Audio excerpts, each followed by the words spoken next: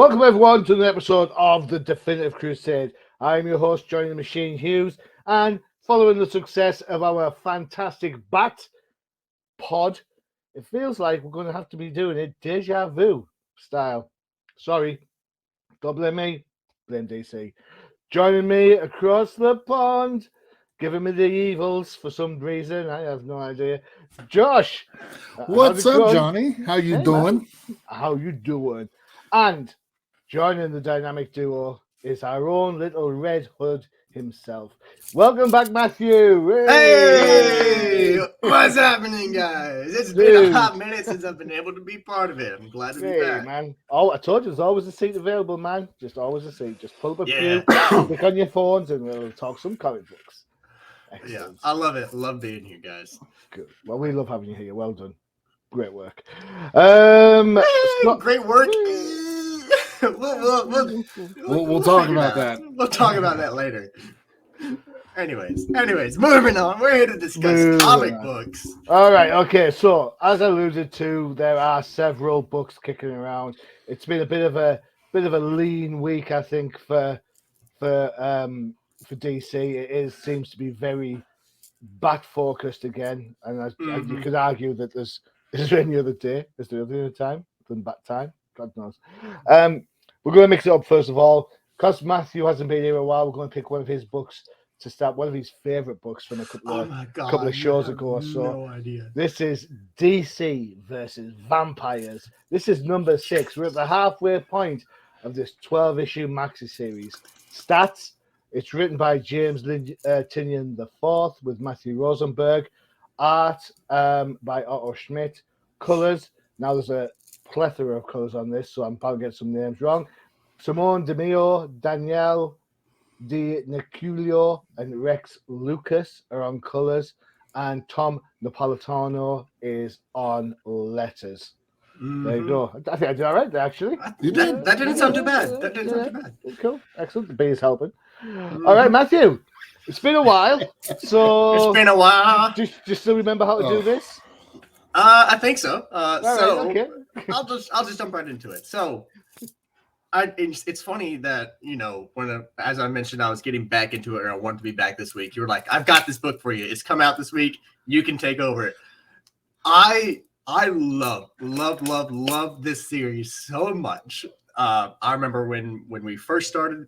I saw DC versus Vampires. We picked it. I was like, "Oh, that sounds cool," and the artwork, the storytelling. It's incredible. All of it is. And I think, I haven't been part of the TDC as long as you two have, but I think this is one of the, because we try not to pick the same book story every single time. That's true. We try to change it up. But I think this has been one of the most discussed books series that we've discussed on the TDC, because I think we've discussed 1, 2, 3. I think, Johnny, you may have covered 4. Some point, yeah. And now we're covering 6. So that's 5 issues of the same book back to back. It just shows how incredible this story is that we continuously want to talk about it. I would be careful in saying that, because we've talked about the Midnight Clock a lot. Fair. Or Doomsday Clock, Midnight Clock. I got a comic book and a magic card mixed up. Look, true. Okay, you'll hear from our lawyers in the morning. You know what? Fine. Talk about cards. Did you see the WrestleMania thing with what's his name, the YouTuber, with his £3.4 million Pokemon on his gold chain? Oh, the Charizard? Yeah. 3.4 million for a Pokemon card. What's that? It can get ridiculous. What is Black Lotus's price now? Oh, you know what? Let's look that up. So while you're talking about DC versus Vampires, yes, I will look up the current value of an Alpha Black Lotus. So we pick up in Gotham Harbor with the first page of this issue. We pick up where we left off in the last issue, where the Justice League had just broken into the Batcave and was tossing Green Arrow and Batman and the Bat family around, and they managed to escape with Alfred to this shack where they're kind of hiding out and holding down up until, when the Justice League inevitably comes for them. Mm-hmm. And this one, what I really like about this issue is it kind of bounces back and forth during the story. I had to actually double check myself to make sure I was reading the same book, because it starts out with the Bat family and then it jumps on over to the Suicide Squad, and which I wasn't expecting. But it's once you get that recognition, like, okay, they're doing some storytelling through here, because what Batman thinks is that Joker is the king of the vampires that is leading all these groups, because it's not Green Lantern heading the family. It's not Green Lantern calling the shots. There has to be someone else behind the whole thing. And so he's trying to figure that out. And the Suicide Squad is trying to find Joker. King Shark gets turned, so we get to see a King Shark vampire, which is really cool. Really, really amazing design. He is defeated by Captain Boomerang and Harley Quinn and Batwoman. I almost said Cassandra Cain, but that was not right whatsoever. And then it jumps back over to Batman, and Wonder Woman and Green Lantern are walking in, and they're wanting to talk with Batman, and they're trying to be like, guys, we're friends. Come over to our side. Believe in us. It's going to be great. It's going to be great. Just all you have to do is be converted. And then a fight breaks out. They ended up trapping Wonder Woman within her own lasso. Green Lantern almost beats him, but then Alfred comes up behind him with an axe and chops off his arm that is holding his lantern ring. So it's really cool Alfred moment there, like, Alfred! Oh, it's so cool. Did you seriously just do that in a Batman voice? Alfred! Alfred! Yeah. But then it jumps back over to Suicide Squad, and they find the Joker, and turns out that it's not going to be him leading the vampires, because the vampires have found him and drained all the blood out of him, and he's essentially dead. Or he was turned into a vampire, but now that he has no blood in him, he's just an immovable corpse until it's a carcass. Carcass. And so they're like, he's not the king of vampires. What's going on?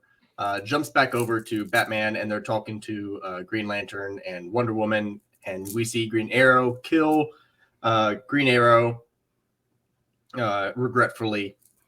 And as they're discussing this, he's like, I don't know what's going on. All the clues, all the evidence we found, all the chatter pointed toward him. They wanted us to think it was him. But turns out, it's not. And we get to this amazing panel. That is a great panel. Where Batman is getting his chest punched out by Nightwing, by Dick Grayson.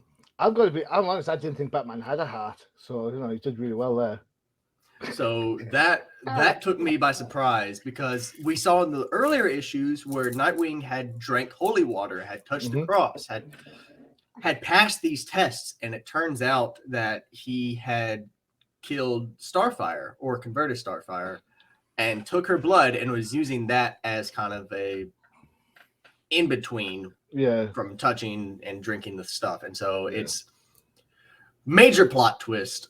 And then we see, Bat family losing their temper, taking on Batman, but then they all have to run away because they have to survive, and they will lose if they continue fighting against Wonder Woman and Dick Grayson. And Jason tries to buy them time, fights Dick Grayson, would have won if Wonder Woman didn't bite him in the back or in the neck.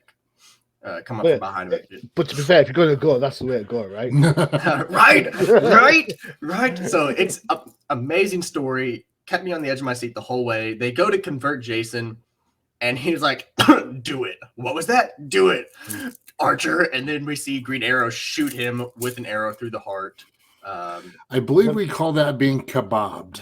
Yep, he got Let's see if we can. Yeah, there we go. Whoops, too far. Yeah. So, Johnny, was that your favorite panel? Watching Jason take it? I'm not going to lie. It totally was. Of course it was. Anyways, we're moving on. I don't think that actually killed Jason. I think Jason is going to come back and be on the side of heroes. I mean, Jason always has to come back. But if he doesn't, honestly, if he doesn't come back, I could also see that if this is the end of Jason Todd for this story. Well, you should have just stopped at this could be the end of Jason Todd. That would have been but I'm just saying that if he comes back, and I could see him, because he's very headstrong, I could see him being a vampire, taking on the vampires instead of joining them. So who knows? But then we get to the end. We see where Superman has apparently been converted into a vampire, and he's destroying Washington, D.C. I don't know off the top of my head who the person in the bottom panel is. Johnny, if you'll go back a page. Yeah, 2 seconds. Oh, that's Firestorm. It's Firestorm? It's Firestorm, yeah. Yeah, they're essentially razing the earth to the ground. They're burning forests, destroying governments and whatnot. And we see the heroes around the world that have not been converted are like in their oh shit moment. Yeah. Just dum dum dum. Yeah. So amazing story. I know I gave a pretty long-winded rundown of that, but it's so good. It's so good, and the artwork itself, I love. That's another point that we've made in previous series is that the artwork is amazing. There's a couple points where like back to the Jason Todd conversion thing. I don't know why he's green. I don't know why he starts turning green there, but that could just be like a lighting that they decided to go with. Wonder Woman looks fantastic. I love this art style with Wonder Woman. She looks lithe and yet very strong and bulky and vampy, very very vampy. Bulky isn't the word I should use. Amazonian. Thick is Amazonian. The one. That is Cassandra Cain. Just to. It is okay. It is Cassandra. Okay. Just wanted to. No, cool. Good job, Josh. We know Matthew loves this book. He's absolutely right. The art. There's a couple of books we're looking at this time around, and the art is like super stylized. This is one of the books. I love Otto Smith. I loved him on Green Arrow. And when everyone hated me, it was like Green Arrow. I'm like, yeah, read Green Arrow. It's really good. What's your take on this book? I enjoyed it. I enjoyed it a lot more than I thought I was going to. Just from the previous books. Must use words, talk comic. The first like oh crap moment was Alfred cutting off Hal Jordan's arm. That was just glorious. Alfred. And obviously the big plot twist with Nightwing. I love that style of just the red background, black, and then just the blue from Nightwing. Just that really made that panel pop. And it kind of had almost a resemblance of Injustice. I find it kind of poetic that agreed. Batman dies the same way Joker does, just the other way around. So honestly, it was a fun read, and you'll find out later in the episode. I don't know what it was about this week, but Damian gets the shit end of the stick this week. God, yeah. I felt so bad for Damian. Yeah. And you'll find out why later in the episode with another book. Yeah, in 2 books' time. Yeah. For me, I love this book. I thought it was really good. Right up to the point the Suicide Squad came into it. It's a different color scheme. It does something. It changes the level of it's quite jarring. In fact, it took me out of the book for a while, and when I finally got around it, I had to remember. I was like, "Is the shark? Is he a vamp now? Is he a vampire shark?" It took a while to try and process that, and then we got back to like the dingy harbor, Bat Harbor. And I thought, oh, yeah, that's all right. Actually, I'm okay. And it comes back to this, and I think I've seen this color scheme before on the Harley Quinn book, especially in the Future State version of the Harley Quinn book. I'm not sure I like it. I'm not sure it's my cup of tea at all. But that is just a minor snafu in what's going to be a fantastic story. I do worry that the characters we've got left are a whole bunch of characters that I don't like Harley. So, this is going to be fun. But you know what? Well, we haven't seen Black Canary yet, so maybe she makes an appearance. She's been in an issue. She had a fight with Damien. She has. But she's right. She's she was in the fight with Damien. And then back. Zatanna's a vampire as well, so we've seen Zatanna. So she can steal my soul. Yeah. Oh, did I say that out loud? Yes, yes I did. Tibem. So Tibem. There you go for all you Zatanna fans. Get that. Johnny, can you quickly go to the page where Wonder Woman has lassoed Batman? I just want to point something out real quick. Yep, I'll try and find it dead quick. It's a little far back. There it is. This one. Yep, there you go. Look at that tricep, bro. On Wonder Woman, she just flexes and she's like, "I've got you," and it's just all pronounced. Oh, sorry. The dialogue makes me laugh. It's like, you're getting old. It's almost as if you wanted to be caught. He's like, yeah. I gotta do it. I think all of us were like, the one issue that I have, and I've said this before, I still am not a fan of this style of Red Hood. Reminds me too much of Ermac from Mortal Kombat. Well, I'm not a big fan of Red Hood being alive, so just swear I'm out of that. Sorry. Are you missing me now, Matthew? Are you missing me really? Yeah, I've missed this so much. So there you go. I think 6 issues in, I think the pace has been fantastic. The twists and turns are still coming. You thought we knew where we were going. This halfway point is just reset the board. It'd be interesting to see how we go from there. Definitely. Definitely. Good shout. I'm glad you made us read this in the first place, Matthew. Well done. Well done. Yeah, you guys questioned me at first. You were like, DC versus vampires. It's zombies, vampires. Did I say that? I don't think. Yeah, when we first picked up, you were like, oh, God. Oh, that's right. Because, yeah. I hated the DC. I did hate the zombies one. You're right. You're absolutely right. Right. Okay. So you wait all year for a Batman Beyond book. All right. Lo and behold, this is the month we get 2 of the bad boys. Later this month, you're getting Batman Beyond Neo Year, which is a continuation of what you already expect from Terry McGinnis in the Bat Beyond universe. And of course, this bad boy is Batman Beyond the White Knight. All right, so this is the Murphyverse, if that's what we're calling it nowadays. So it's Sean Murphy on script, art, and covers. Colors by Dave Stewart. For all you indie fans, all you Flipside fans, you'll recognize Dave Stewart as the colorist of choice for one Mr. Mike Mignola. Yep. There you go, over on Dark Horse Comics.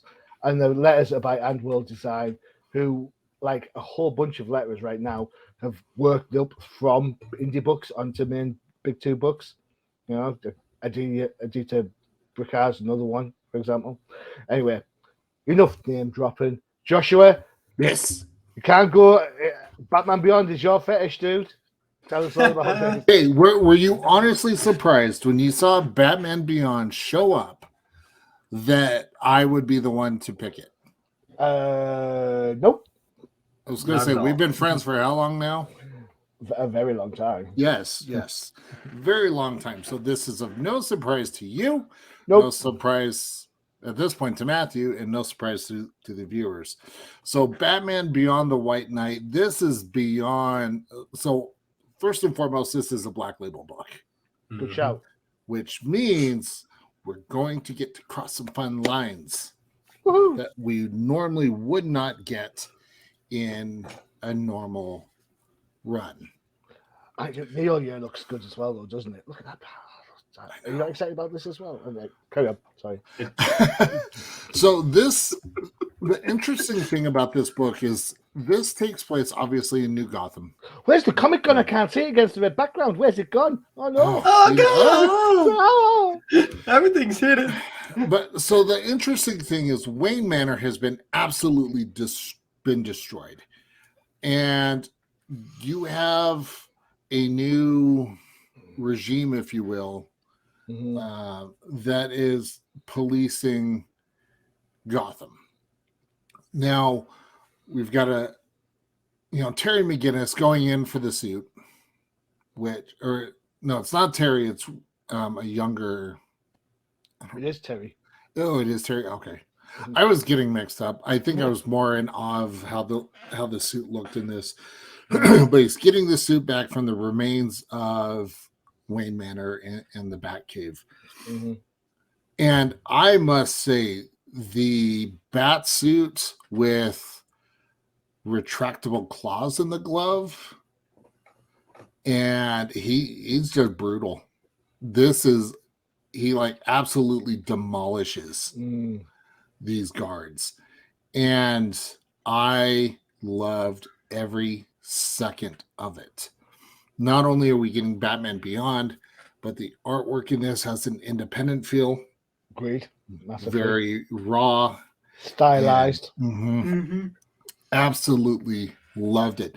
Now, the interesting thing is after the initial story of Batman Beyond that we all know and love, we all know, right, John? Yeah. Right? Yeah. We love Batman Beyond. Yeah. Bruce Wayne's in jail. He was put on trial. He was actually put in prison. As what happens when you're a philanthropist, vigilante billionaire. Right? See, you guys are familiar with it. I am not. Okay, so Matthew, there was a lot of confusion around this. Like they said Bruce Wayne, or that Terry was talking to, and then they mentioned the guy in jail who's Bruce Becker. No, that's Bruce Wayne. It's Bruce Wayne. Okay. So Batman was put on trial. Oh, go ahead.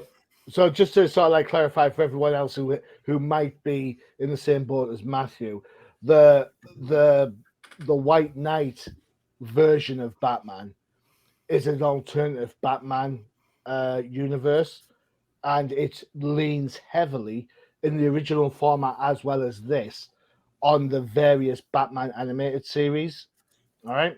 So in the White Knight, the first time around, you'd see the animated version of the Batmobile there. And there's lots of hints and nods to the animated series. Exactly the same in this. This is a super nod to the Batman Beyond cartoon show. You've got Commissioner Gordon being Barbara Gordon, for example. So they've actually taken two distinct versions of Batman and thought, "Ooh, I wonder," and then whapped them together. Yeah, and this is what you got. The head of security is Dick Grayson. Yeah, I saw that. Yeah,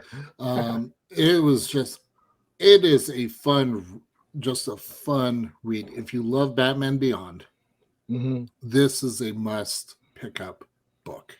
Also, I have to mention Jason Todd is also in this. Yeah. Well, Look, I thought it was cool to see an older version of Jason, and something that, I've kind of missed was the white streak in his hair, because, in DC versus Vampires, they don't do that, whereas this one, they bring back that small little design. Yeah, that's a good shout. That's a good shout. The other interesting thing about this was seeing Harley Quinn in the book. Yeah. To be honest, it was interesting to see how she is post Joker,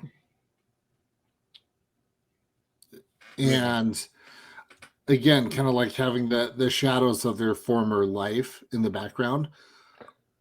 That was a pretty cool little nod. See, I'm on the fence with that. I mean, the first time you do it, yeah, I get it, but then you do it on this panel here, and it's there at the background. And it's like, dude, I've already seen the trick once. I know who it is. You don't need to keep belaboring the point. Yeah, but at the same time, we're coming into Gotham years beyond all of that. So unless people are fully aware.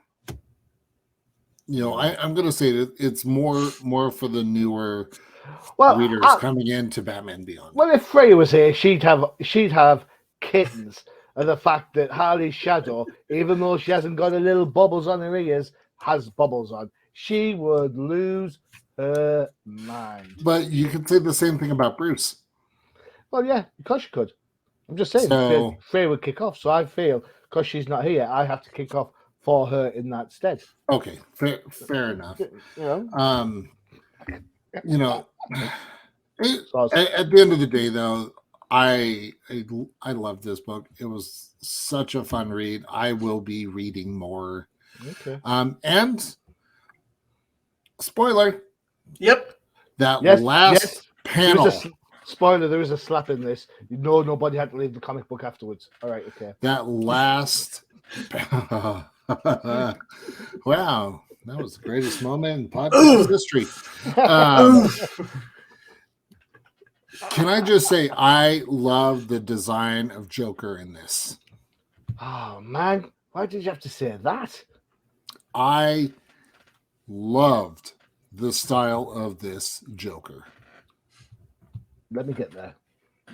You're almost there. Almost there. Too far. All right. Too far. You were like a page away, and then you skipped like 6 pages ahead. There you go. There it is. See, all right, okay. And here's my reason why. Every other Joker that we get is stylized after the 1940s. Mm-hmm. I was around that time. I don't mind it. I'm sorry that you remember when dirt was clean. But I realize that at the same time you were probably there with, Bob Kane and Bill Finger as they created Batman. Yeah. Because you'd have like multiple copies of Detective Comics number 27. Yeah, that would. But I like the idea of having a more modern version of Joker that still pays homage to the original design. And I feel this Joker does that perfectly. All right. This is better than what Jared Leto could have ever done. And we get some more shadows in the background for no reason. I was going to say something. You've got crazy Joker in the background. Yeah. With the frayed out hair. I mean, it is what it is. Batman Shadow is great. I'm going to punch you. I'm going to punch you hard. I'm going to do it. Which I find kind of funny that the shadow. I'm going to knock some sense into you. I find it kind of humorous that the shadow of Batman is towering over Joker, but in the foreground, it's the other way around. See, Freyja, this is what you're missing. You would have loved this book. Never mind. All right. Hold on. Speaking of Freyja and her artwork, go to the next. I don't know if you guys actually looked at the next few panels, but where it turns into black and white, it actually does a small continuation of the story without any dialogue, because we get glimpses at Jason leading or calling out the alert, and Dick Grayson finding out and leading the hunt for him. And there's a point where never mind, I'm misremembering something. All right, okay. You went too fast. I was using the reference, and then you went too fast. Sorry, there you go. Sorry.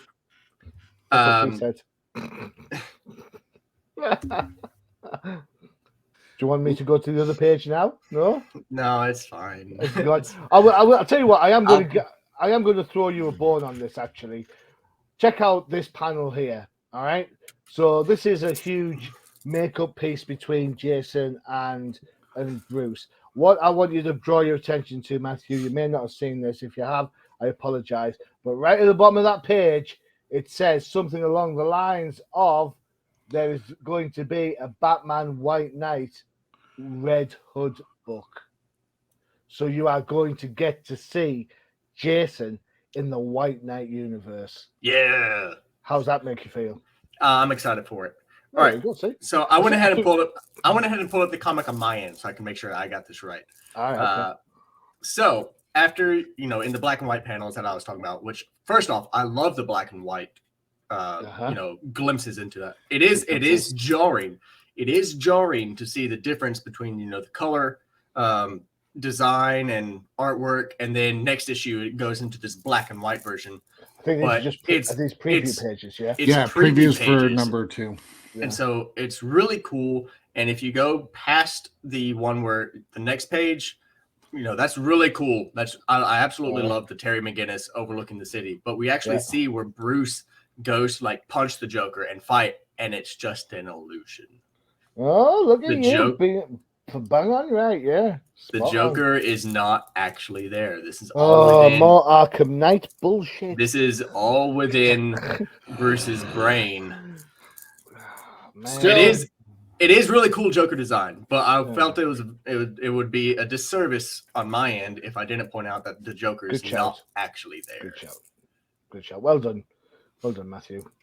Wait, that is urinating on somebody's French fries like nobody's business. Sorry, Josh. The next time we play, I will be busting out Turgrid. God of Fright. It's okay. I'll pull out something. Well, remember this is a. Oh wait, that's right. Let's just keep it in your pants, please. Well, this is the Black Label segment, so it'll be a small disappointment.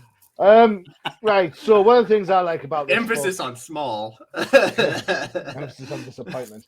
All right. So one of the things I liked about this is it pays massive homage to Batman Beyond. You've got Wayne Powers, for example, which for all you Batman Beyond fans, you know that Derek Powers was the evil conglomerate that was the not so silent partner of Wayne Powers when Bruce was on his retreat in his mansion. Of course, Bruce manages to get his business back, as he does loads of times. So again, that Sean Murphy showing his Batman Beyond animated his knowledge going through all that, his nous, I should say. So that's really really good on that one. I love the Batgirl design at the bottom of this page. Mm-hmm. I like how Bruce differentiates between how he failed Jason, and it makes a modicum of sense, you know, in that, you know, he thought of Jason as a brother when really he didn't need a brother, he needed a father. And that feeds massively into the whole reason why Jason has a chip on his shoulder to start with, especially the revamped version where he's practically an orphan stealing the wheels off the Batmobile. Has no impact on the original version where he's a trapeze artist, but hey, enough said. That's an old-timers thing, not a TDC thing. Right. Okay. Which we should really do that. We should do Retconned Origins. That'd be a great episode. Do it. Vigorously types out notes. Yeah. I will say this. This book is popular. Loads of people love this book, and I managed to flip my White Knight issue number 1 for $10 on eBay. So there you go. So I was quite happy with that. Cool. It's a good book. I like it. Yeah, good. Right, let's have one of our breaks. We'll have one of our lovely... And you know what? Matthew, gosh, it's you, and Josh is here. I think we'll have to play this one.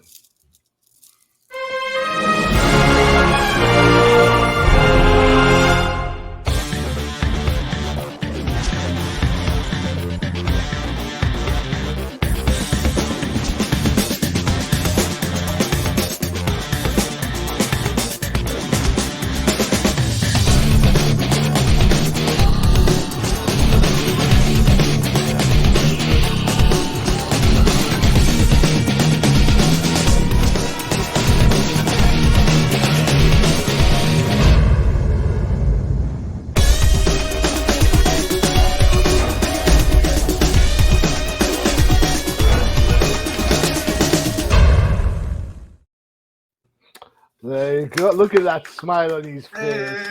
Oh, bless him. I'm just the only issue that I have still has that, coming spring 2021. Yeah, Yeah, I know. I need to update it. The audio guy is already giving me a hard time. So I guess there's two things I have an issue with then, because you didn't spell my name right. there's an E on the end of my name. My bad. My last name. Well, you know what? Did you It took hear you the from joke spring about 2021 the to notice it, so you know what I'm saying. I mean, look, it's not the first time I've noticed it. I'm just saying it's not the first time. Well, you know, But- May 31st is now Norman Osborne Day because it's the end of May. Yep, that is right. Really? You don't get that? No, the end of May. Ant-May, the end of Ant-May. End of Aunt May. Yeah. Okay. Spider-Man No Way Home. Have See, you now not you're watched talking- it? Yeah, I watched it. I didn't think there was all that. Well, you sure killed Okay. that joke like Norman killed me. Or like Joker killed Todd. Now, I'm sorry. now I that's didn't different. get the reference because you're talking migraines. I have enough headaches putting with you up to. Never mind talking about migraines. Well, you know what? How about this? For a measly $160,000, you too can buy me a near mint alpha copy of Black Lotus. Yes. $160,000, ungraded. Ooh, all right, It's not 3 million something, but 3.4 million. No one's going to catch them all. That's all I'm saying. All right, we're on our Bat trek, and this book was my choice. Let me just pull it up there. There you go.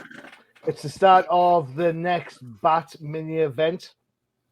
It's the Shadow War. This is Shadow War #1 Alpha. Okay, so it segues into loads of different books thereafter. It also was hinted at in the last issue of Robin. Let me get me the stats.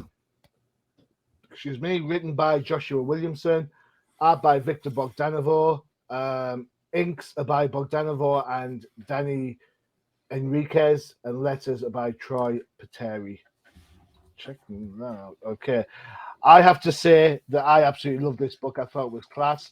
I thought the art has a... Oh, look, there's Batman Beyond again. The art has a Greg Capullo look around the faces, and I don't mind that so much. The premise of the story is great. Lots of stuff happens. Talia looks foxy as the height difference is a thing going on there. But I like Robin with these big eyes because it gives him that young look still.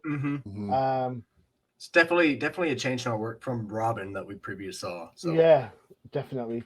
I think this book is just it absolutely. I had zero expectations on this book, and I was absolutely blown away.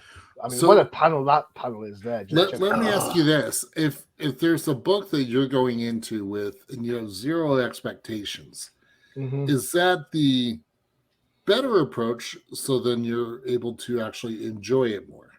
Definitely, absolutely, definitely. I mean, this has happened to me recently. We looked at that the Batman the Night book set with Bruce Wayne, and again, I was like, I have no expectations on this book. It's early Bruce Wayne. Who cares? And then I read it, and it's like, whoa, how good's this book? The reason why the Checkout Crusaders banners flashing is I have a review of this on Comic Crusaders, our sister site.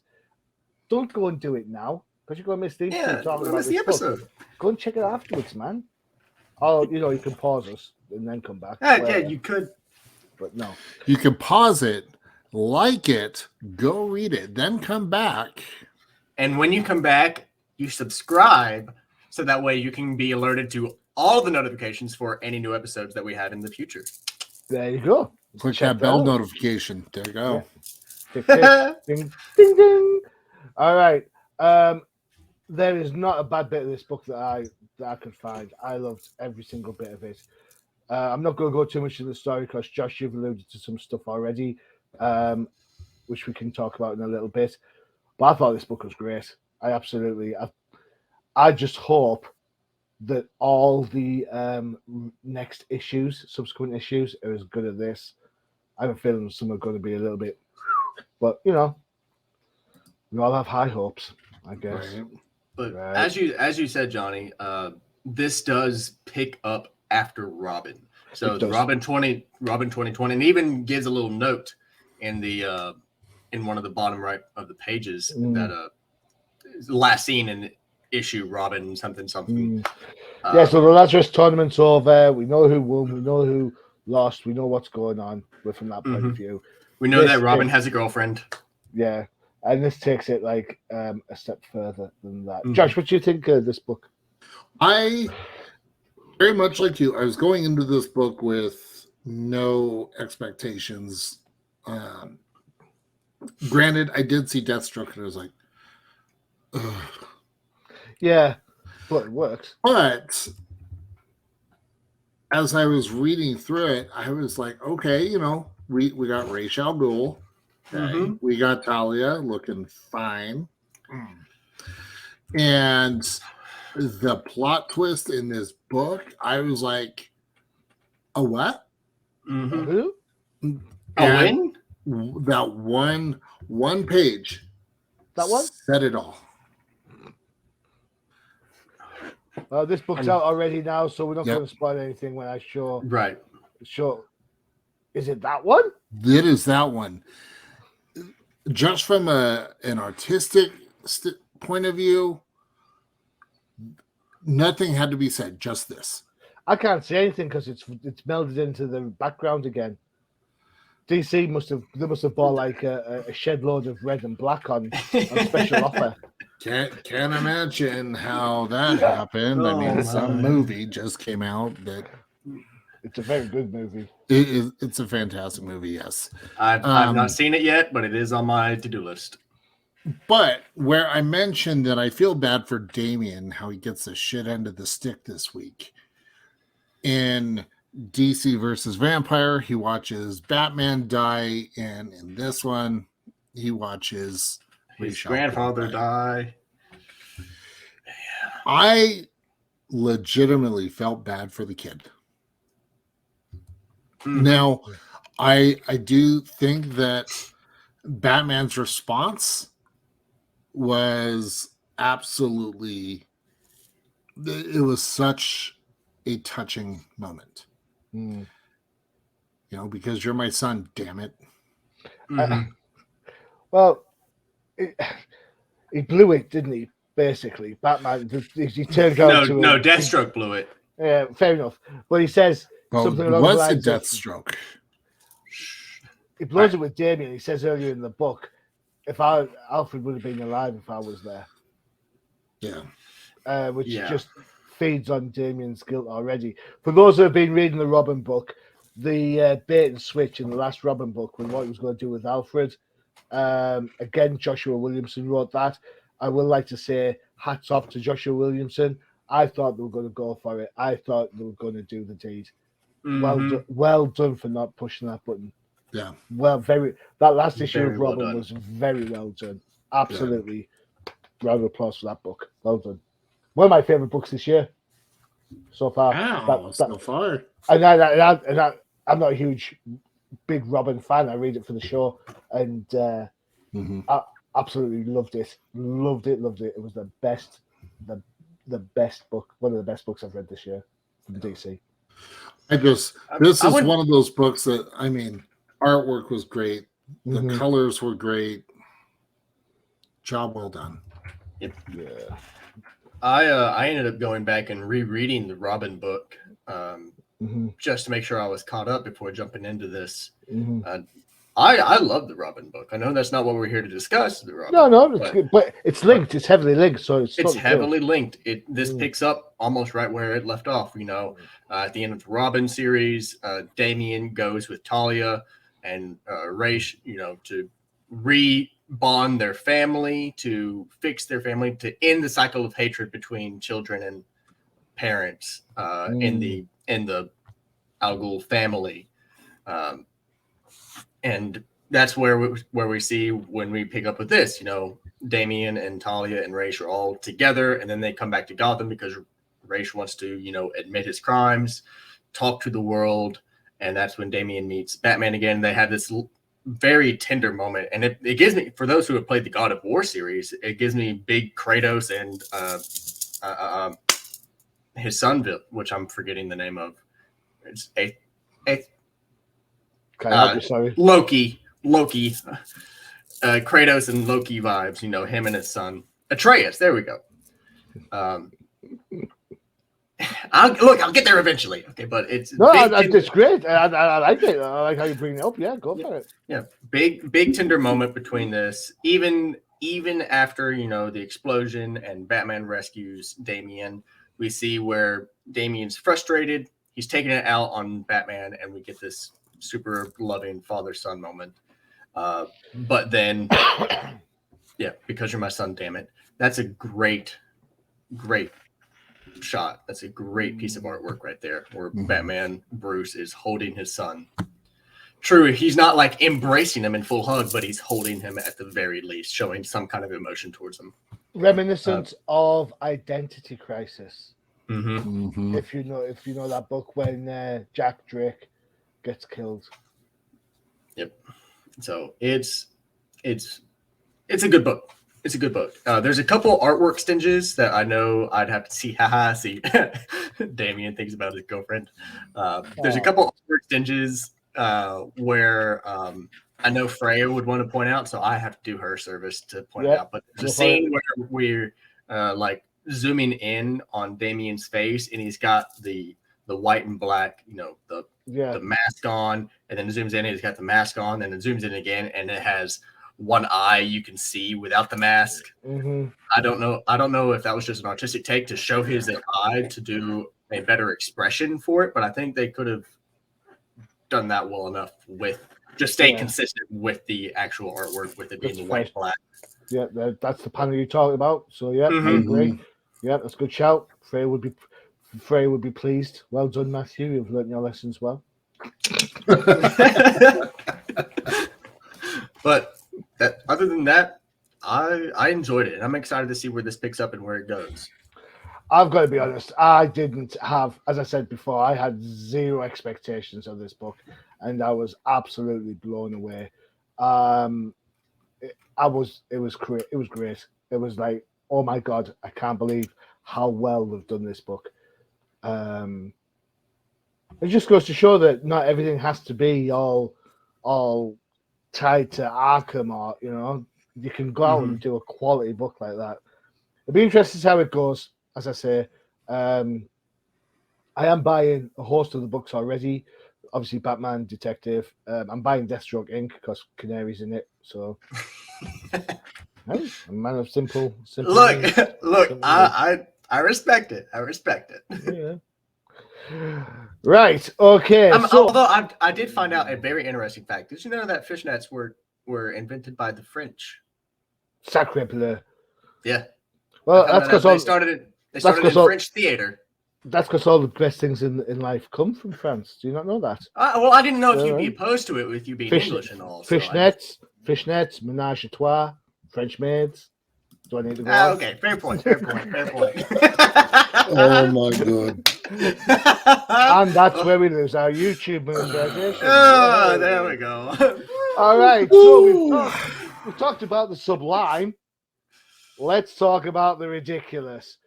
Not content to water down Batman with absolutely anything, including the Monkey Prince. DC are here with Batman, FaZe Clan, #1. This was picked by someone. Where's Matthew gone somewhere?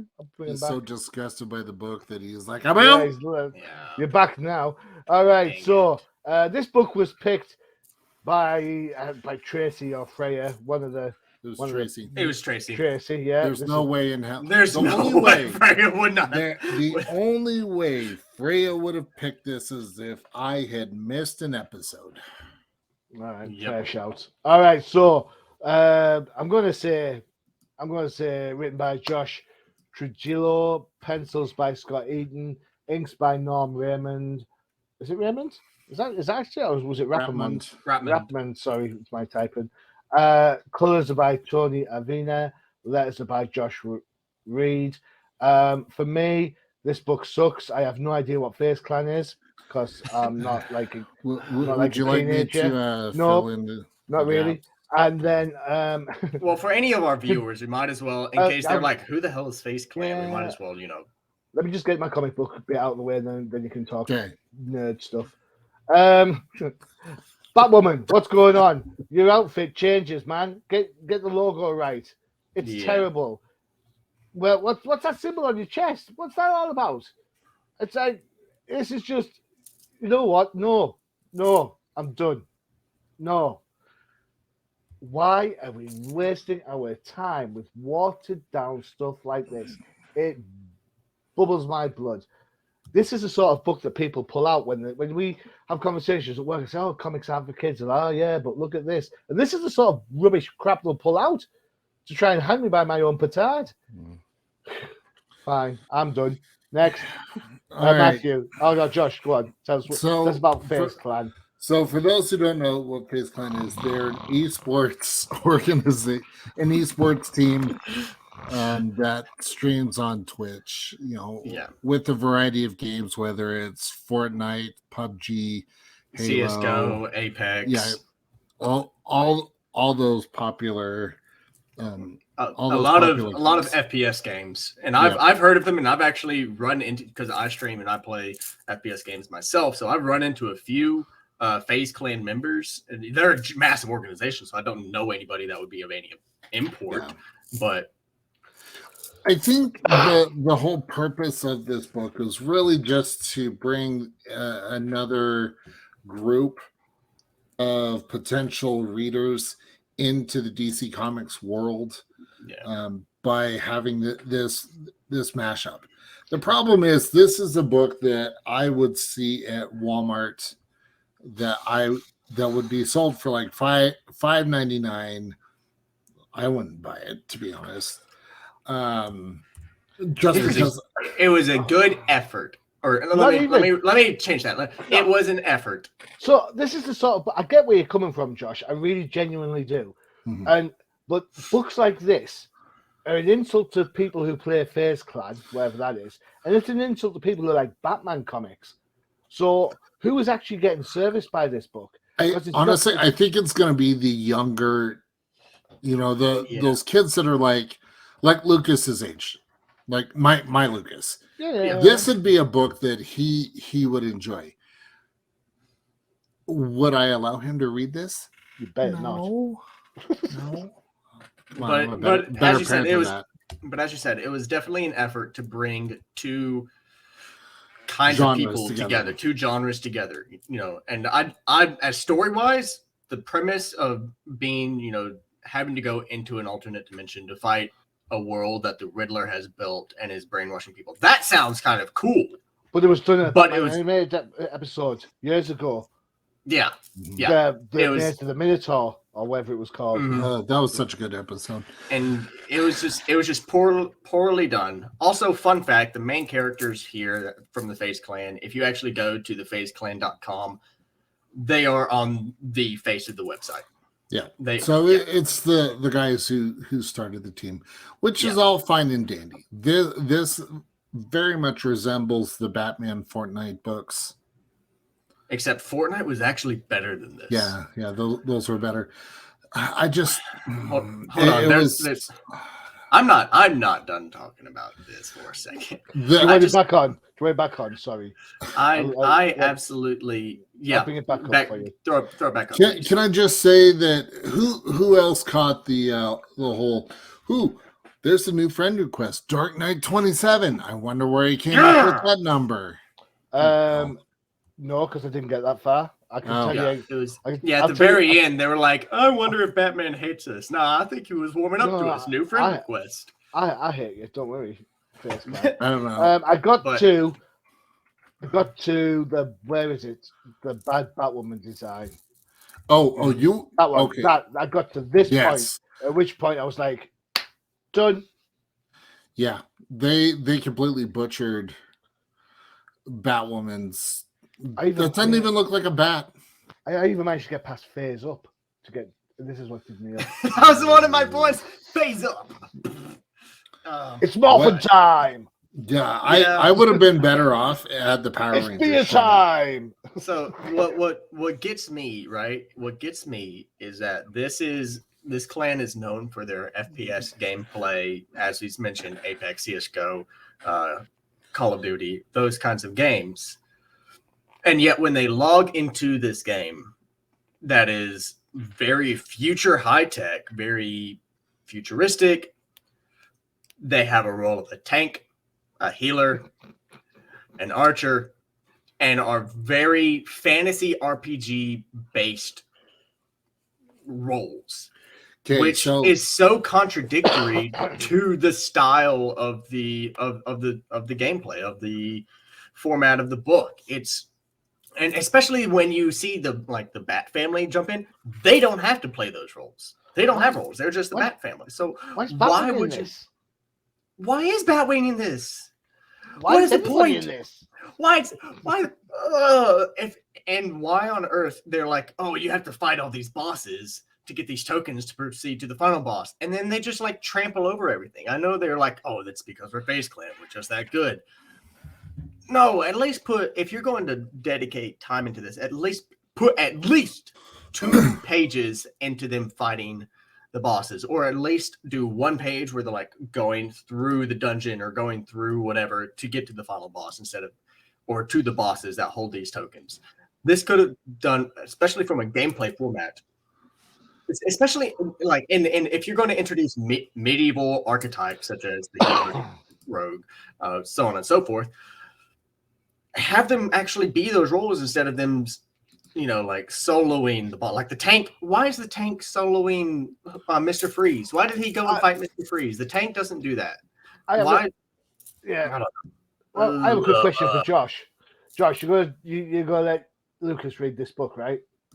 No, I'm not gonna let him read this. But I'm just gonna say why, because there's a naked girl on it, like in 2 different places. What's that? Yeah, that was the other issue. It's like, why do they need to have Nora Freeze like that? Yeah, there's no. They have now objectified Nora Freeze. There's so many issues with this book, this issue, and FaZe Clan, FaZe Up. Oh my god, I want to curse at it and be angry so badly because it's so dumb. There's another word I would say that is a good representation for it, but it would cause us to. Okay, here. How about this? This will sum up how I felt about this book after I was done reading this book. For those of you who don't know, I don't talk about my religion a whole lot, but I'm Mormon. And the weekend of this recording is General Conference. I ended up watching General Conference and felt better about myself than reading this book. There you go. I would rather listen to church stuff than read this book. I'm not quite sure that's the ringing endorsement that religion will need, but there you go. Oh my god, right. It was awful. Like so, I just skimmed through it. I was like, yep. Okay, so here's what's going to happen. Since this was Tracy's pick, Tracy, I will be picking your book. Mercy will not be had. No mercy. No, finish it. He might even give you Tracy. We do, but after this, he might even give you a Teen Titans Go book. No. I'm sure we can do better than that. No, I will wait until there's a week when we have Constantine out, when he has a dedicated book, and she's going to read something else. Yes. Oh my god. All right, there you go. We're done. 4 books. 4 books in. 4 books reviewers. There we go. A lot of bat stuff this week. Hopefully, the schedule will be favorable to us. We can get away from the bat for a little bit. We'll see how that goes. All left for me to do is to thank Josh, Johnny, and Matthew. Don't forget to check out UCPM for all your favorite shows, including Matthew, the Jank Think Tank, where we discuss magic, whether it be cards, combos, or even do deck techs and gameplay. Well, hey, Joshua. Well, we've got all sorts of other shows. We've got Flipside Focus. We've got Outside the Panels. We've got No Price Podcast if you want to have a migraine or two. And then there's that old show. Yeah, Old Timers. Yeah, there you go. We got Crisis in the Toyverse. Yeah, loads of books out there. Loads of books. So, shows even. Don't forget, I'll tell you a little secret. I'm guesting on the next MPP. So there you go. God, I'm going to get my Spider-Woman rant on. Just give you a heads up on that one. Ooh, that'll be fun. Yeah, well, not for anyone who's listening and don't want to hear about Spider-Woman. All right. Gents, thanks so much for spending the time. Yep. Really appreciate it. I've been your host, Johnny Machine Hughes. As always, adios. See you guys.